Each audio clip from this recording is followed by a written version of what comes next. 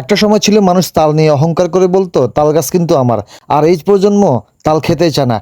Hello guys, আসসালামু আলাইকুম। আশা করছি সবাই ভালো আছেন। আজকে কথা বলবো সবার চাহিদার তুঙ্গে থাকা অহংকারী তালের পতন নিয়ে। গাইজ, অতীতে তাল খেয়ে মানুষ সারাদিন মাঠে কাজ করতো। তালে রয়েছে ভিটামিন এ, বি, সি, শর্করা, জিঙ্ক, ফসফরাস, এছাড়াও রয়েছে অ্যান্টিঅক্সিডেন্ট। এক কথায় বলা যায় তাল মানবদেহের জন্য মহা ওষুধ। আমরা অনেকেই ছোটবেলায় পাকা তাল চিবিয়ে চিবিয়ে খেয়েছি।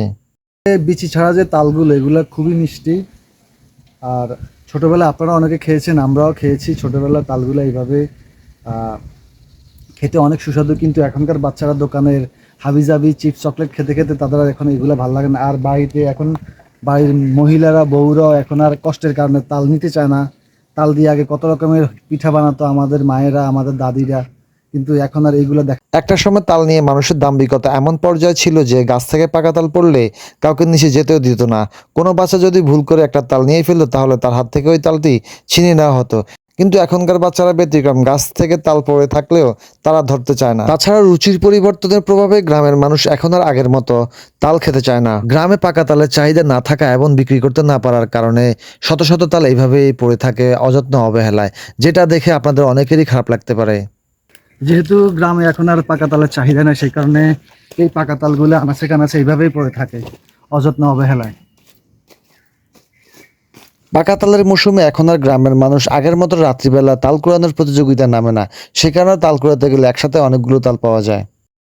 আমার মনে হয় এখানে 15-16টা তাল হবে, পুরো বেলা জুড়েই তাল প্রায়। খুবই চমৎকার। ছোটবেলা একটা তাল পড়লে দৌড়ে গিয়ে কার আগে কে নিতে পারে সেই প্রতিযোগিতা চলতো। এখন চারদিকে তাল গাছে ভরপুর, মানুষজন ছেলেপেলে আর সেই আনন্দ মজা পায় না তাল কুড়োতে এসে। অনেকে তালও খায় না, কারণ প্রচুর তাল। যেহেতু একসাথে অনেকগুলো তাল এইভাবে পড়ে আছে, সেই কারণে আমরা এই তালগুলোকে পা দিয়ে পিষিয়ে বিচি আলগা করে নিচ্ছি। আর এই তালের বিচিগুলো আলগা করার একটাই কারণ হলো তালের বিচিগুলো আমরা বস্তাবন্দি করে রাখবো। বস্তাবন্দি করে রাখলে প্রত্যেকটি বিচি অঙ্কুরিত হবে। অঙ্কুরিত হলে প্রত্যেকটি তালের বিচি থেকে তালের খোসা খাওয়া যাবে। এই যে এতগুলো তাল দাম না পেয়ে কেউ কিনতে যাচ্ছে না, সবাই শুধু ফ্রিতে চায়। একটা তাল যখন গাছ থেকে পড়ে ওই তালটা কুড়োতে গেলেও কিন্তু একটা রিস্কের ব্যাপার আছে, আরেকটা তাল যদি মাথায় পড়ে।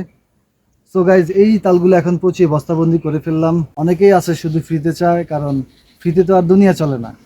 তালগুলোকে এইভাবে পা দিয়ে পিষিয়ে বস্তাবন্দি করার পর আমি যাই ঢাকা ঘুরতে।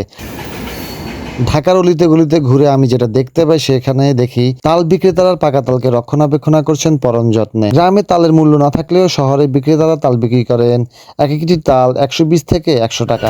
আচ্ছা, তাল কত করে সেল করেন? 110 টাকা দাম চাই, 120 টাকা বেচি, কখনো 100 টাকা বেচি। তালগুলো আসে কোথা থেকে? গাজীপুর থেকে গাড়ি বেশি মাওনা, এই জন্য দাম বেশি না? দাম বেশি, গাড়ি ভাড়াটা পড়ে।